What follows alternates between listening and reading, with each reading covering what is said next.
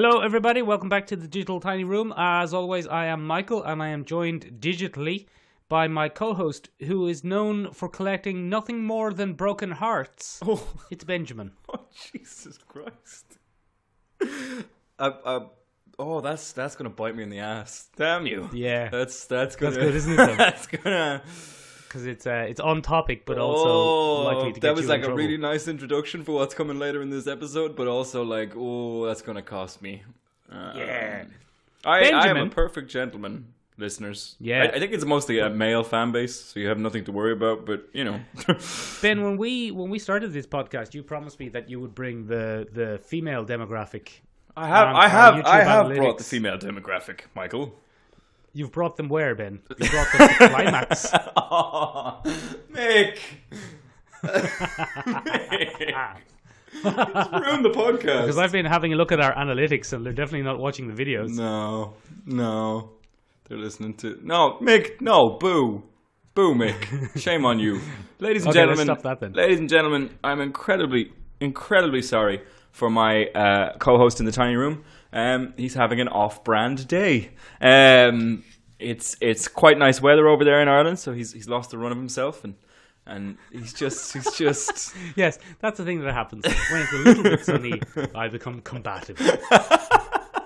Ben, it's a kind of February lull, Ben. Yeah, there's not a lot happening. There's feck all happening. I looked. Yeah. I've been doing the L scans.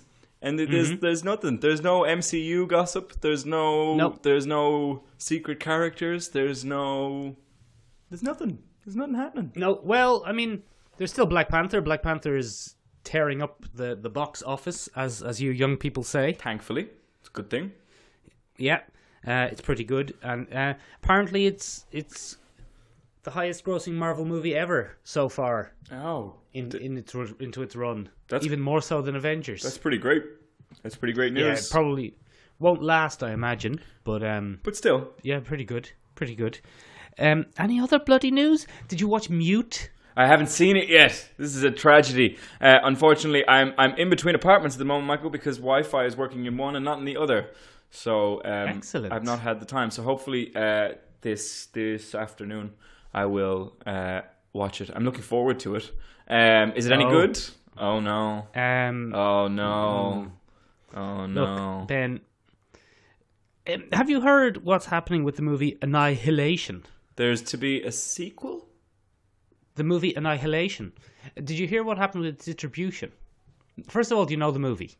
Yes, it's the one where a woman tries to track her husband into a strange, surrealist post-apocalypse wasteland thingy. Yeah, exactly. A team of women. Ooh! In fact. Ooh. And interestingly, the distributors of that film didn't like that film. They thought it was too intellectual and scientific. Oh, that's what you want to hear. Yeah, I know.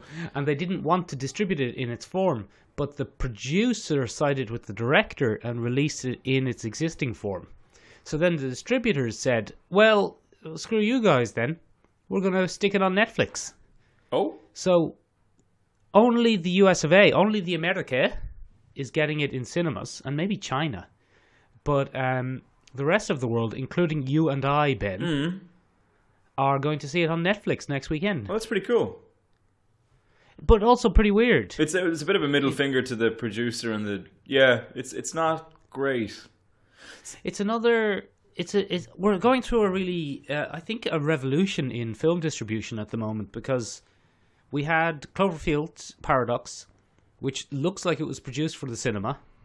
Yeah. But then was shite, so it was released on Netflix. Which is fair. That's, Then you have Annihilation. Yeah. Which was produced for the cinema, but because of a row, has ended up on Netflix. That's very petty. That's very Inhumans to me. That's like just one of those like, well, screw you guys. I'm going to distribute my way. And I just I'm putting it on Netflix. Yeah. And then we have Mute. Oh, no. Which is not very good, unfortunately. Shit. And is on Netflix. Is Netflix the new straight-to-DVD? Is that what's happening? I read an article earlier in the week, actually, where it said that Netflix is actually refocusing its distribution model towards TV series. Oh, they're moving away from movies. No, again. they're gonna keep doing movies, I think, but they're going to focus on, in terms of own content or their content. Original Yeah, content. original. Thank you. That's the word. Original content. They're going to focus on series. Oh. So perhaps, Michael, there are rumblings that mimic your own sentiments, and they would like to avoid the label of direct-to-DVD flicks because it's not very catchy. Yeah, because, I mean, Bright was certainly a big release for them, but it was, unsurprisingly, also shite. Yeah, it wasn't fantastic. It wasn't a great film. It was lazy. It's a lazy film. Poor film. So that's that. Ben. Yes. Also, in kind of semi-news, it's not even news Oh, okay. because it's February and nothing happens in February. Nothing happens in February. It's the boringest month. Well, there is that whole Valentine's Day. Yeah, but International Heartbreak Day. oh, Michael, you're very focused on the lost lovers of the world today. Yes. I'm collecting broken hearts. There's an International Day of Broken Hearts. Do you want to talk about anything, buddy? No, something on your mind? everything's fine. No, everything is literally fine. I don't like what you're implying here. This is going to get me in trouble for sure. You already got me in trouble. This is what it feels you like. Screw me over at the start of the podcast. This is what it feels like. Okay. Yeah. Benjamin, I have some dreadful, terrible news that's going to upset you terribly. Oh, no. Yeah. You're probably the upcoming comic book film you were most excited about. Sony's Silver and Black has been delayed. Cloak and Dagger or Silver and Black? Silver and Black. What? Cloak and Dagger is a TV show. What is? I'm dreadfully sorry, Michael, but what is Silver and Black? Silver and Black will be the Black Cat and Silver Sable team-up movie from Sony that's in the Spider-Man universe, but not the Marvel universe. What? Yeah, come on now. What? It's part of their slate of movies that no one wants. Michael, you stole my segment. Black Cat. Why would you do that? Yeah. You stole my segment. Oh, do you want to? No, it's all right now. It can be a joint segment from now on. But Michael, I only have one question in regard to that. Why would you do that? Very good. Why would you do that? Doesn't make any sense. Yeah. So shocking. it's not. It's been delayed while they're working on the script. Oh well, at least they're working on the script. It would be awful. At least they're working on the script. Yeah. But I mean, nobody wants it. In feline related news, did you hear the news that is a little bit prescient to our past as a podcast? Do you remember we once did a shit movie showdown, Michael? I do. Suggested by Dean. And we took a look at Catwoman. Yes. Well, this week the screenwriter of Catwoman officially denounced it as a shit film.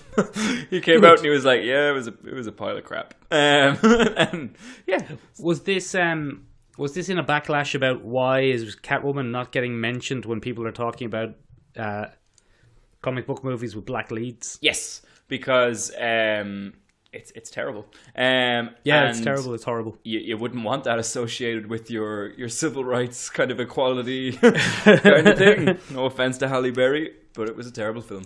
Halle Berry knows it was a terrible film. Yeah. I don't think she'd be too upset. Yeah, I think she's okay with it. It still doesn't explain why Blade has been forgotten though, because there was. I think Blade is good, and the second Blade in particular is quite good. I think culturally speaking, people just don't associate vampires with superheroes. So people don't see Blade as a superhero film. Yeah, that's what I mean. As in, it's like a horror thing, and we know that Blade is a superhero because he belongs to Marvel, and he used to fight vampires in a green blouse. Although, bizarrely, in the Spider-Man animated series from the 90s, he was white. What? Wasn't he? What is going on in the world? I'm gonna have to check this out now. In the 90s. Yeah, do. Yeah, I'm gonna have to check this out now. So you look it up there. Keep look chatting. It up. I'll ramble and hide the fact that you're looking at. In other news, I actually have other news for you. What even is Bloodshot, Michael? Could you explain that for the gang? for the gang? No, I don't really know. It's from Valiant Comics. Yeah. What's Valiant Comics? What even is Valiant Comics, Michael? Valiant Comics is from the 90s. And I don't think anyone living has ever read a Valiant comic. So, take that, Valiant. Oh, Valiant. Take that, Valiant subreddit. He is ethnically ambiguous by the looks of things. With some 90s cartoon blade. With some serious Latino undertones. I don't. He's not black. Yeah. Is there anything which he's definitely not? He's not white. I thought he was white. He looks super Spanish. What am I going to type in? 90s Spider-Man. Spider-Man animated. Welcome blade. to the Two Men Looking Things Up on the Internet podcast. Best podcast ever. Anyway, I'll take over where you left off. Valiant Comics is another label. You don't often hear about it because they quite often make not so great comics. They kind of didn't evolve with Marvel and DC, and they didn't really change the way they write stories, and they don't focus on the personal lives of their heroes.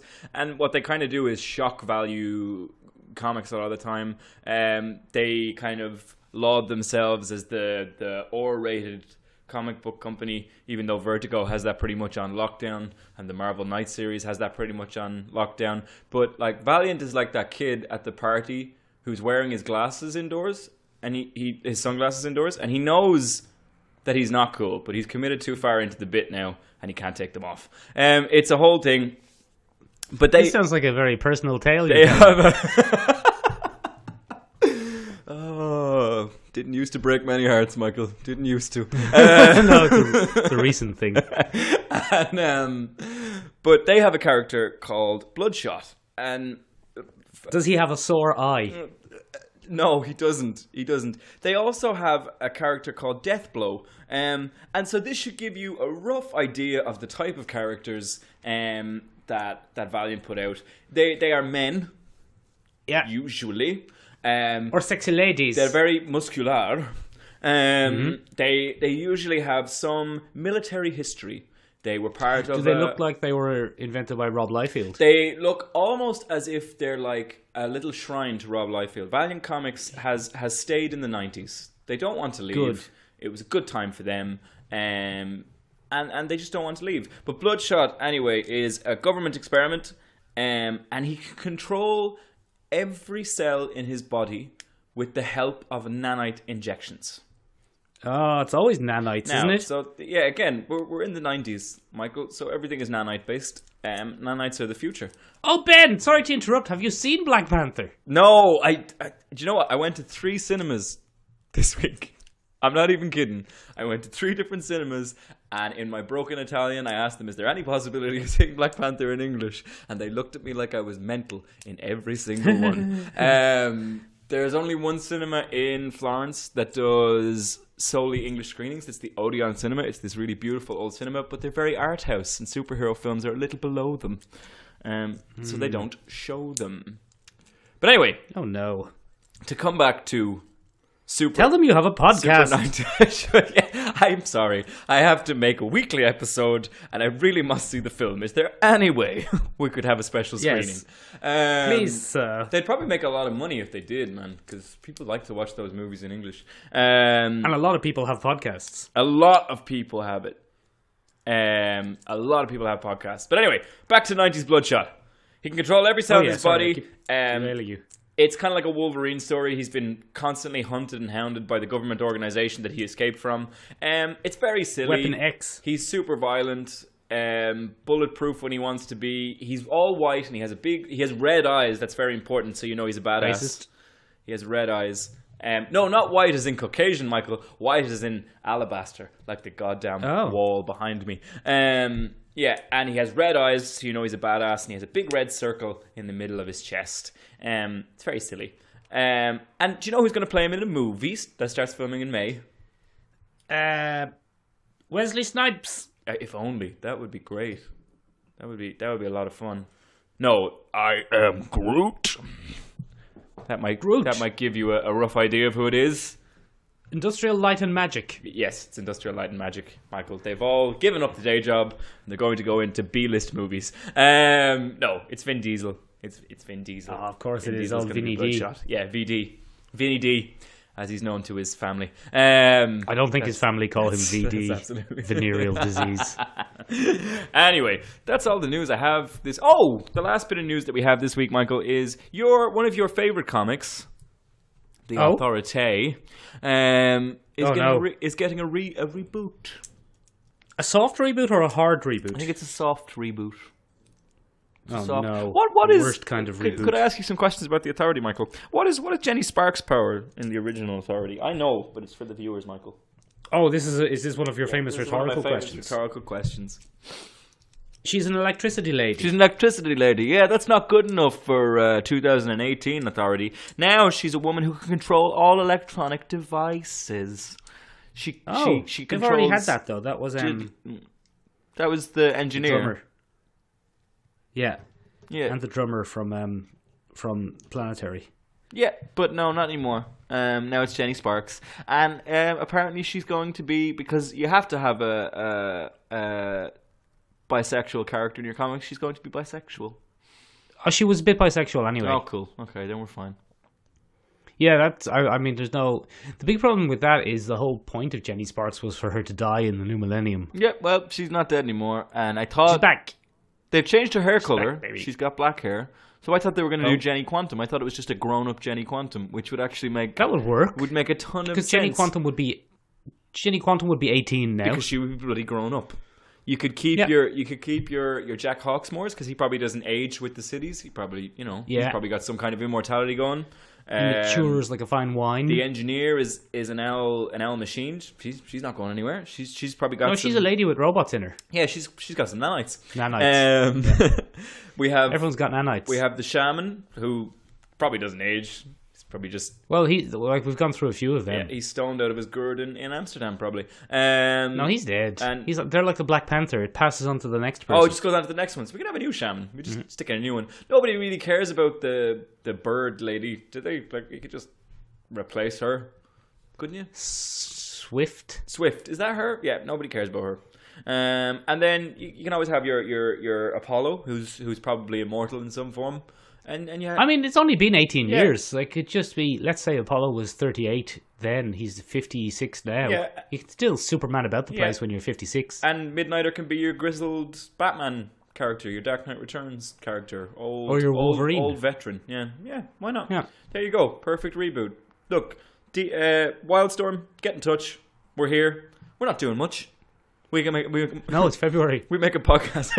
We can knock out an 8-part series, Michael. An 8-part soft reboot. Yeah, we're here.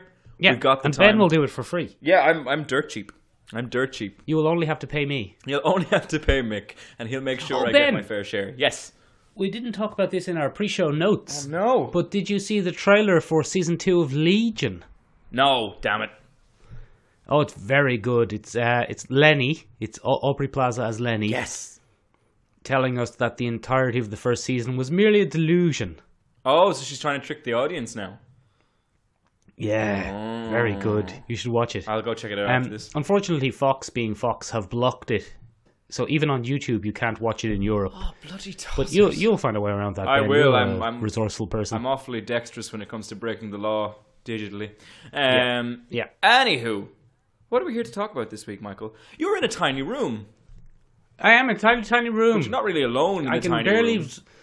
Hold on, Ben. I can barely wave my arms about. Let me test it. That's literally only funny for you. Nobody else Michael just has looked seen like that. one of those inflatable car sales things. Oh, yeah. With his hands in the air. But he knocked over several things while he did it. He's not really as graceful. I mean, it was a very amusing visual gag, but wasted, unfortunately. Yeah, it was very amusing. We'll find something. We'll get something in the video. We'll try and mimic it in the video. But yeah, you're not alone in the tiny room, Michael. What have you got in there? No, I am alone. No, you're not really. You're never alone with your collection, Michael. Ben, I've got tons of stuff. You've got tons of stuff. I've got a large rubber dinosaur. That was very, very dangerous. If the connection had cut out at large rubber, we would have been in trouble. I've got some robots. Some robots. I've got some gobots. Yeah. Who are a type of robots. They are. What else have I got? I've got some Transformers here, Ben. I've got some Jessica Joneses. There's a Jessica Jones look. That's a good one. By the way, your good lady friend Yes. looks very like Jessica Jones. That was an excellent... In her Instagram picture. That was an excellent Instagram post. Sorry, this is completely irrelevant to the podcast and terrible because none of you know what we're talking about. But Yep. she looked a spit of her. It was deadly. Yeah, she did a good job. Yeah. That was just normal going out too. Anyway, Ben, we're going to talk, since we have a lull, we're going to talk about the art of collecting things. Yes, because while I am a giant nerd, Michael, and I love my comics and I love my movies. I would say you're on the small side of average. Yes, compared to your, you and no, I'm not saying about your nerdiness. I'm just saying about your physical size. Yes, no, I'm below average. I would imagine. I think I'm about an inch short of the average. I'm quite small. Oh no! Thanks for reminding everyone. There goes the female demographic. They're all gone now. You just shattered the illusion. They're all gone with their broken hearts. So, I collect comics and I love an L TV series. I love an L movie. But I don't engage in one very key part of nerd culture, and that is collecting things. I don't do it. I don't collect comics in single issues. I only collect the L graphic novels, the L trade paperbacks, and I watch TV series, and I don't have to collect those because TV isn't a collectible thing. But you, Michael, have me trumped about 7 Ways to Sunday when it comes to collecting things, because you have a giant room filled with collectible action figures. And I don't get that. I don't understand any part of collecting action figures. So today, with your permission, I have compiled some questions. Some questions, because I am... Questions, is it? I am but a pleb. A humble pleb, and I've travelled to the strange land of mint condition and retail value and new line, and I don't even have the lingo. Yeah. I'm so stuck here. No, that's poor lingo. But poor lingo usage. But you, my friend, are big on collecting. You've got quite a few collections. I've got a few collections. That's true. So baby. you've got you're quite a fan of collecting things. To begin, when did you start collecting your Marvel action figures? Because those are the ones that I recognize the most. All right. So, Benjamin, Marvel cinematic figures. That's those guys there. Have you ever heard of... We've actually talked about Hasbro before on the podcast. Hasbro are probably, I think, the second biggest toy manufacturer in the world after Lego. Okay. And they bought out a company called Toy Biz. Yes. And that they were owned by that lunatic from the Inhumans. Oh, Tosspot. I can't remember his name. Yeah, neither can I. But anyway, he's a real bad egg. He's a real bad egg. Anyway, and Hasbro took over and started making Marvel Legends figures after Toy Biz. And the first time they did kind of movie-accurate ones was Iron Man 1. Okay. So 2008. What many people consider to be the start of the proper MCU. Yes. Well, undoubtedly, I would find it hard to argue with that being the case. Anyway, they released some figures then, but they weren't really up to what we would say modern standards. They were somewhere between toys genuinely aimed at children. Yes. That adults could buy if they wanted. That's fair. Okay. But the majority of adults probably wouldn't. Okay. If you know what I'm saying. So then the Iron Man figures kind of trucked along through Iron Man 1, Iron Man 2, Iron Man... They did some figures for the Avengers. Okay. But they never really fully committed to doing the MCU. Fair enough. You would get, let's say, a wave. Ben, in toy collecting, a wave is a release. Thank you. Usually, let's say in Transformers, a wave will have 4 figures. In Marvel Legends, a wave will have between 6 and 8 figures. In smaller toy companies, a wave maybe 2 or 3 figures. Okay. You know, it depends. Sure.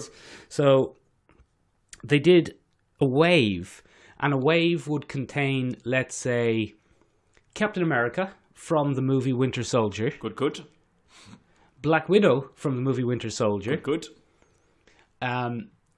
Winter Soldier from the movie Winter Soldier. They're really thinking outside the box on that one, huh? Yeah, exactly. But then you would get a comic book version of, let's say, a Hydra Trooper, an AIM Trooper, and a comic book version of Red Skull. And then you would also get a Build-A-Figure, Ben. Do you know what a Build-A-Figure is? I think, and I could be wrong, yes. It is a shop in many American malls that used That's to Build-A-Bear! No, okay, damn it. You're doing it on purpose. Damn it. Go on, tell me what a Build-A-Figure is. So a Build-A-Figure, Ben, it's an incentive, basically. It's an incentive scheme. Okay. Or scheme, if you prefer. I know, scheme.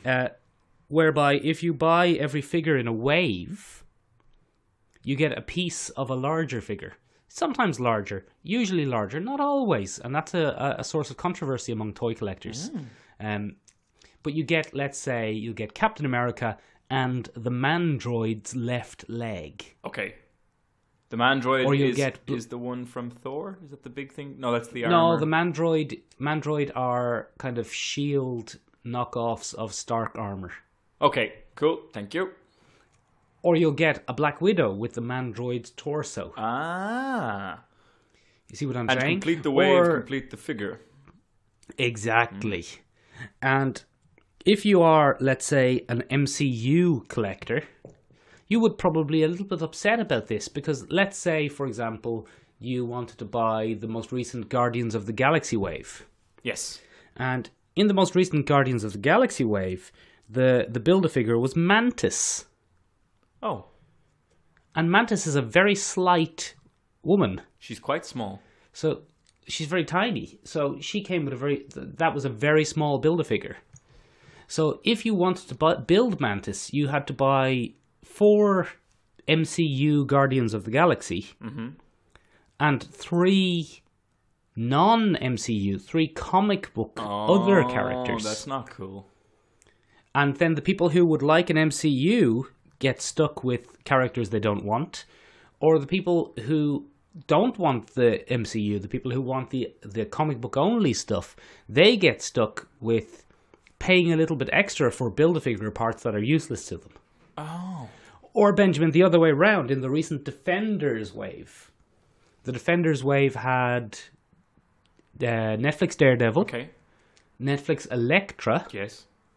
Who I wouldn't last 5 minutes Netflix with. Punisher. Yes. Who I wouldn't last 5 minutes yes. with. Yes. Netflix Jessica Jones. Yes. But then also Comic Book Blade. Oh, Comic Book Bullseye. And the Build-A-Figure was Comic Book Swamp Thing. Okay. Not Swamp Thing. Swamp Thing is DC. What's the Marvel Swamp Thing called? Man Thing. Giant-sized man thing. Wasn't really thinking outside the box again. So I actually have quite a few like loose parts of Man Thing lying about the house. That you'll not. Okay. If my comment didn't get you in trouble with your good lady friend, that will. Ben, the interesting thing though is because of this Build-A-Figure thing, and Hasbro Marvel are far from the only people who do it. DC do it as well. So if you're a DC collector and you're getting your Suicide Squad, then you'll build your pieces to make King Shark. Sure.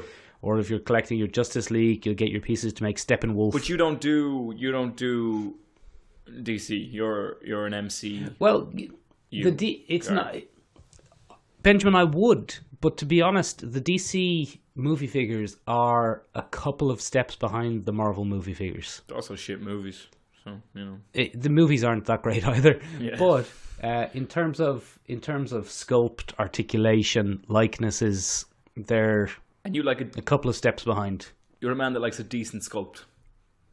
Ben, all right, let's talk about sculpt for a second. Yeah. Sculpt, right? Oh, by the way, just the thing to mention, because of this thing about Build-A-Figures, and Build-A-Figures are huge in toy collecting these days. Okay. Because of this kind of disparity between people who want Build-A-Figures and people who don't want them and people who want certain types, there's a huge community. Millions of people on Facebook who are members of build-a-figure piece swapping groups. That makes a lot of sense. I was going to ask you about that, actually, because that was something that occurred to me when you were saying it. So yeah, I'll get to that after. Tell me more about sculpting, because I have a bunch of questions about that kind of thing. So, probably the two... Have you ever heard of Hot Toys? No. Hot Toys are a Korean company who produce boutique quality, top-of-the-line 12-inch figures. So they're real nice. They are supremely nice. They are the best toys in the world. Okay. Our local comic book shop, Dublin City Comics and Collectibles, Ben.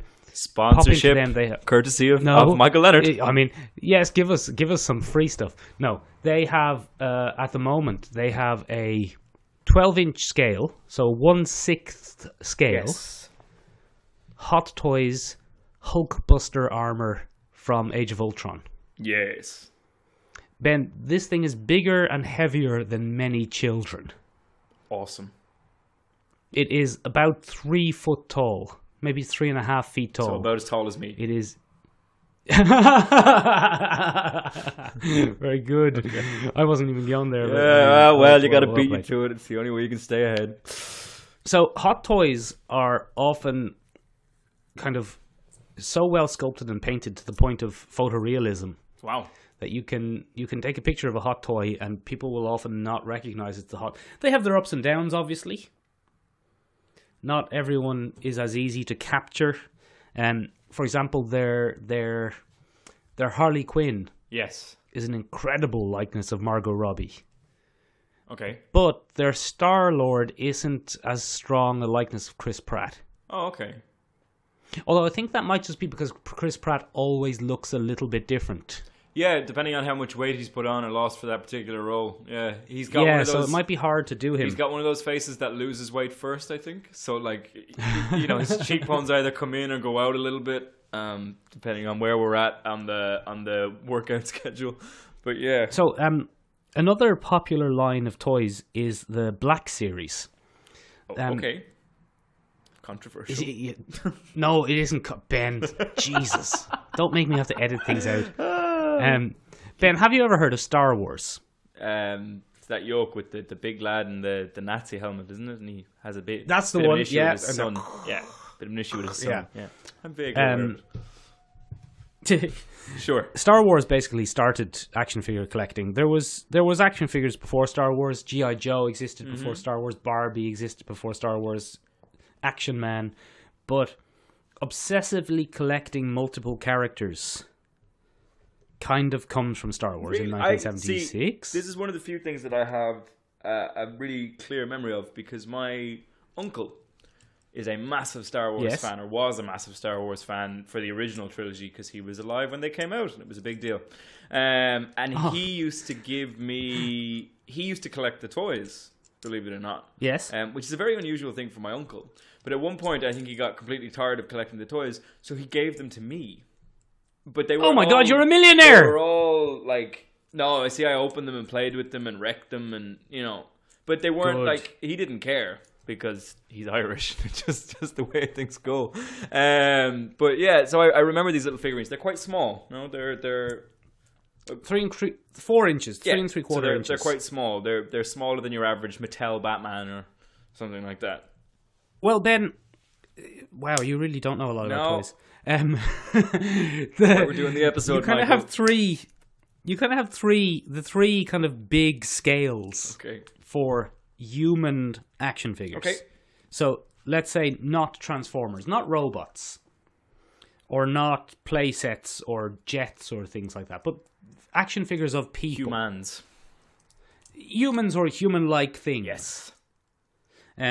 The three kind of main scales are your 3 3/4 or your 4-inch scale. Yes, which is and small. They're your original. They're the small ones, basically. The idea of them, they're the scale of your original Kenner Star Wars toys. Yes. They are supposed to be small enough and cheap enough that kids can carry them in their pockets. Yes. And afford them with pocket money.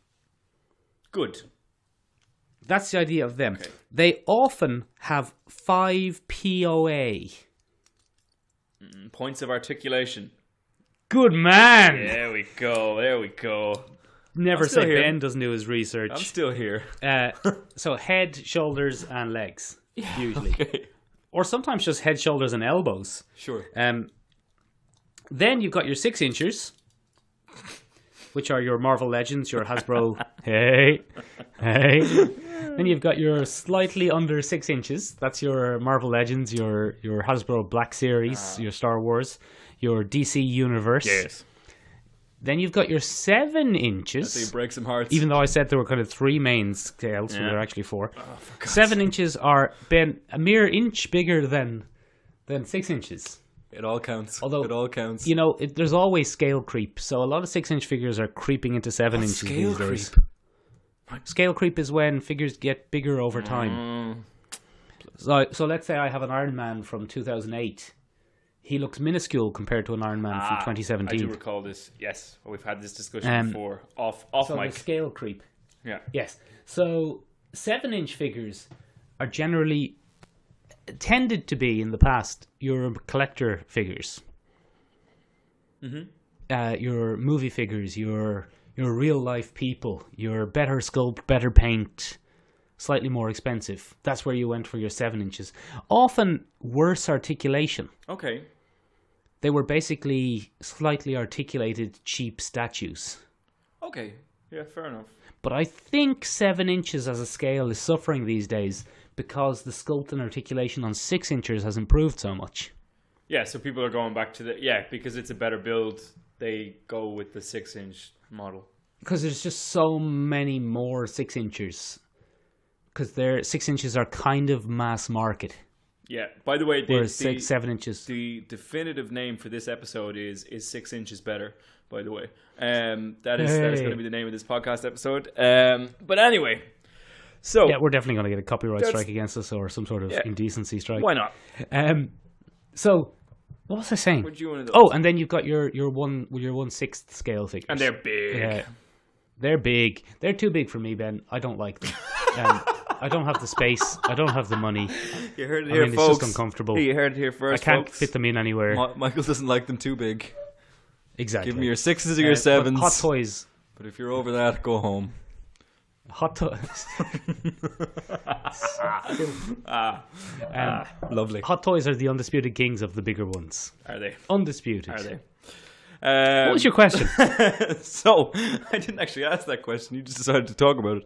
I know, I interrupted you. That's a pretty decent. Answered something else. That's a pretty decent introduction to the whole world of it. Because like I said, I have no idea. You mentioned earlier that there's like a whole swap community for the Build-A-Figure and things. What is the community like overall? Is there a lot of gatekeeping? Is it a welcoming community? Is it a bit pernickety? It seems like it. No, it seems to be. There are message boards and there are Facebook groups and there's Instagram and generally quite good. Yes. I mean, it's a thing where the vast majority of people who are involved in action figures aren't doing things creative. Yeah. So it's very hard to criticize people for the most part. Because the vast majority of people, if they're talking about their experience, they're asking people where they found something. They're showing off their own collection, but it's not a collection that they've created, so people can't really complain about it. Of course, there are negative people on every we can't avoid it in nerd culture in general. There's just some shitty people out there. Generally, I think it's a pretty positive experience. The I suppose the worst thing to watch out for is scammers, people who, for some reason or another, will scam you out of a Man-Thing leg. And give you a... They won't send their part of the deal. And give you a Mantis antenna instead. Is that one of your preferred techniques? Would you stop out of that? Just Jesus hold still while I give you the Mantis antenna. Jesus on that topic though, Ben, since we mentioned Instagram. Yes. Instagram has been a huge, huge, huge thing in toy collecting. Really? Because before Instagram... What do you do with your collection of toys? How do you show it off? How do you show the world? And it's not even about showing off toys anymore. For a lot of people, Instagram has become their hobby. Yeah, So I get that. Have you ever heard of the group ACBA? No, I haven't. Articulated Comic Book Art. Okay, fair enough. So basically what they do is they buy action figures and they artistically pose them and photograph them. Oh, I've seen stuff like that. There's a ridiculous promo video for that kind of thing on YouTube where there's a lot of epic music for something that isn't that epic. You see, because I'm not invested in it, I suppose, you know, to anyone that watches that video, it's the same for when we watch a trailer that drops for something that we're interested in. You know, you see a movie trailer, you get a little bit hyped. But for me, when I see people going on about toys and stuff, it doesn't have any value for me. So I kind of look at the videos and go, that music is a bit epic. There's no need to do slow motion on a standing action figure. But I guess some people do, and they get a kick out of it, you know. But I find it really funny. But yeah, I've seen this kind of posing thing where they kind of make little dioramas or scenarios with the... Exactly, yeah. And it's given a lot of people a kind of a reason for collecting. Because, you know, when you're an adult and you're collecting toys... I think nearly everyone who... not even toys. When you're an adult and you collect bloody ceramic plates, or when you're an adult and you collect sports memorabilia, or when you're an adult and you collect records, or you're an adult and you collect anything. Oddly enough, I think action figures are less sad than ceramic plates. Well, I mean, you can stick some pictures on Instagram of your ceramic plates. That's absolutely fine. They'd be too popular. Ben, it is by sheer luck that I don't collect ceramic plates. Did you once have I don't think it's I don't think it's anything to do. I can only speak for me, obviously. I haven't done a study, but I don't think it's... I think whatever I have ended up into, I have an urge to collect associated with it. Okay, fair enough. Because I recall... I will never forget this. I don't know if you remember, it was a conversation we had a long time ago. I don't think it'll get you in trouble, but anyway, you know the Funko toys? Yeah. So how do you feel about Funko toys? Because this is really interesting to me, because I only realized that, to me, this particular toy, the Funko toys, by the way, are the little pop vinyl toys with the bobbleheads. It's kind of a real Japanese style homage to different pop culture things, and they're super niche. And they bring out, like, the latest figures that they've released are the Dick in a Box guys from the SNL skits and stuff like that, and David S. Pumpkins. Like, they're very niche. But what I didn't realize about these toys, because you see them everywhere, that company only came into existence in 2010. Yeah, well, kind of. They've existed since the 90s, the company, but this particular branch of their business has only been around about toys. 7 or 8 years. I think they're awful. I think they're kind of cheap. And I think that's their whole purpose. I guess, like you said, with kids and pocket money, right? You said that the 4 inches are, you know, for kids with pocket money that they can buy and carry around in their pockets. I guess this is similar because it's kind of an entry-level range of pricing, isn't it? Like it's $15 or $10 or whatever. Somewhere between about €12. Yeah. I actually don't agree with you there, Ben. Oh, okay.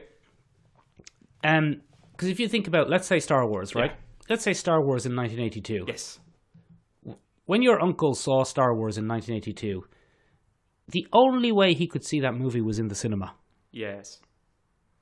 Home releases were borderline non-existent back then. Fair. Like, they were on their way with VHS and stuff like that. But even then, you'd have to wait a year. You'd have to wait a long old time. Yeah.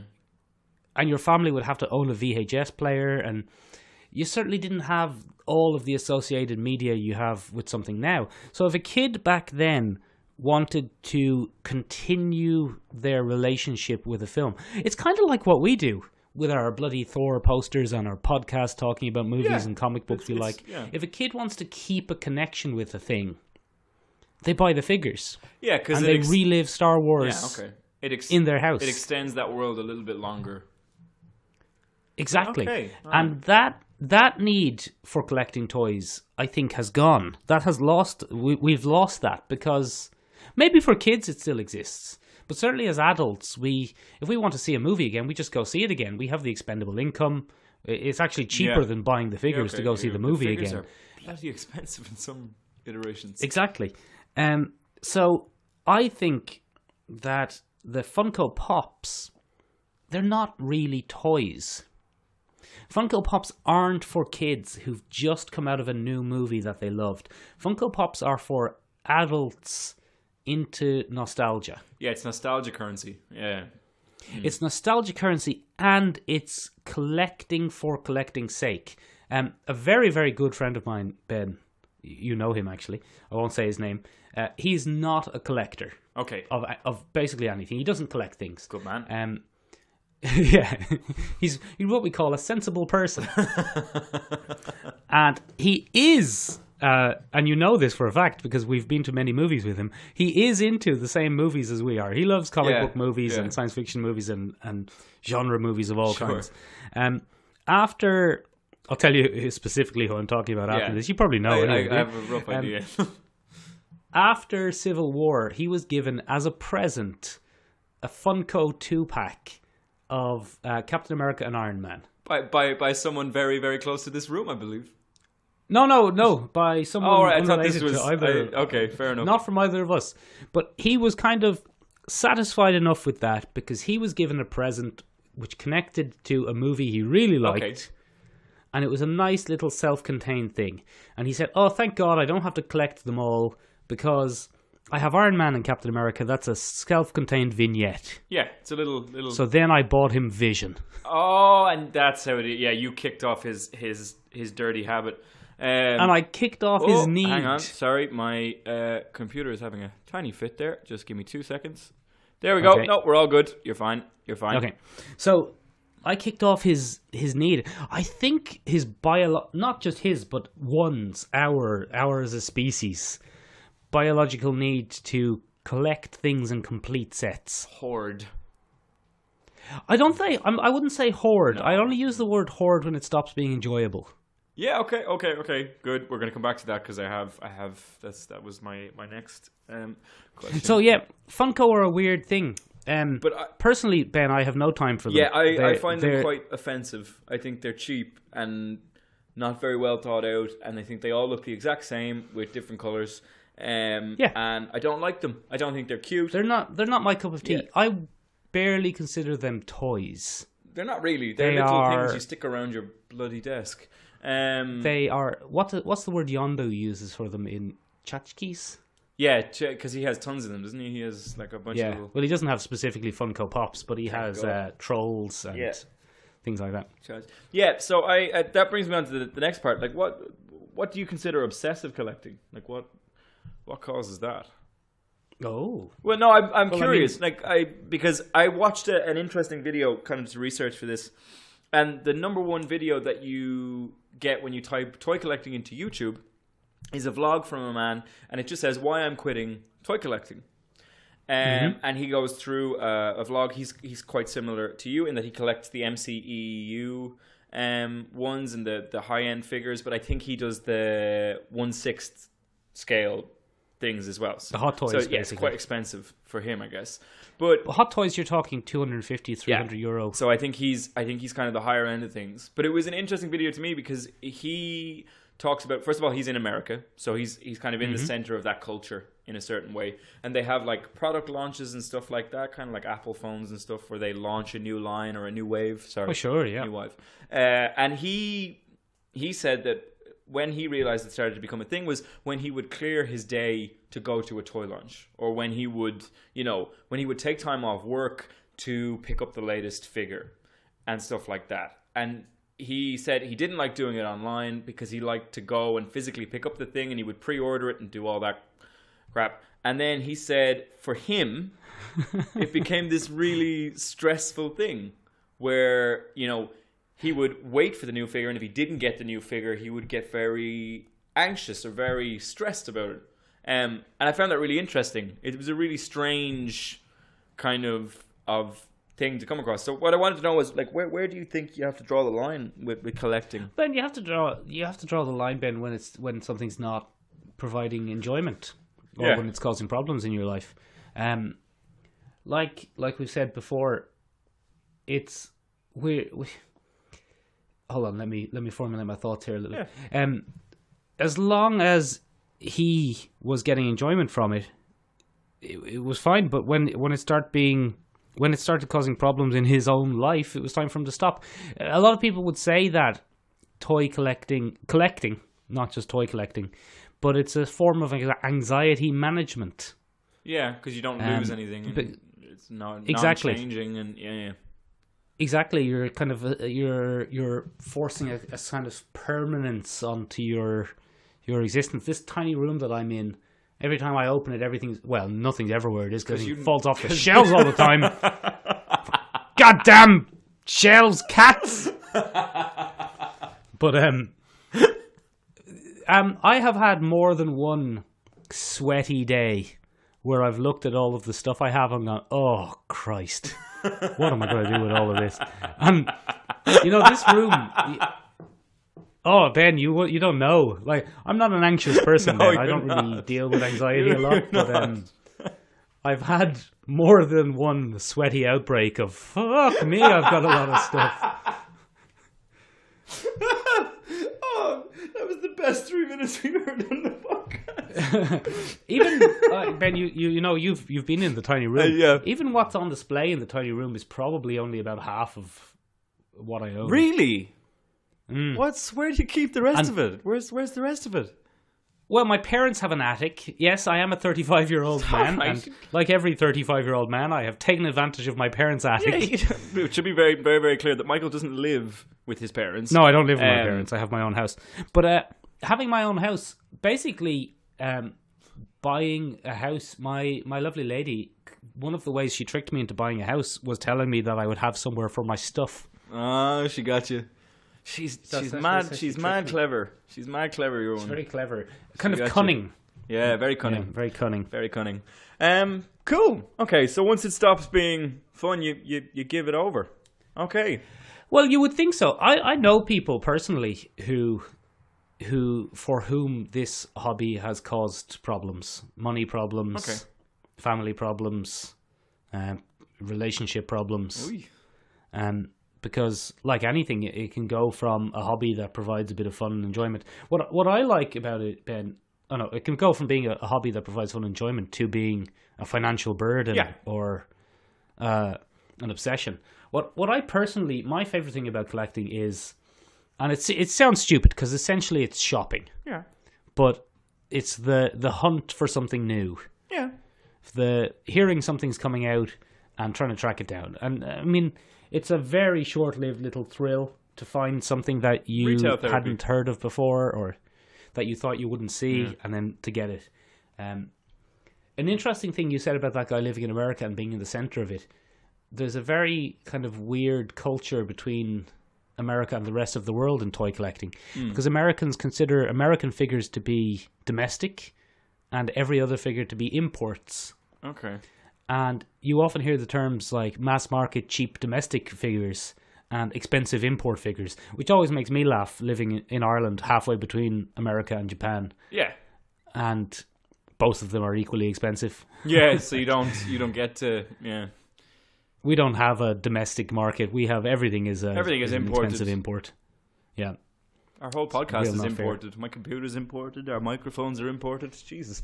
The only bloody potatoes, Ben. We've got stacks of them, but you can't. Stacks of them. Even domestic when you carve potatoes. them into little figures and collect them, they rot. So you can't even have your Viagra.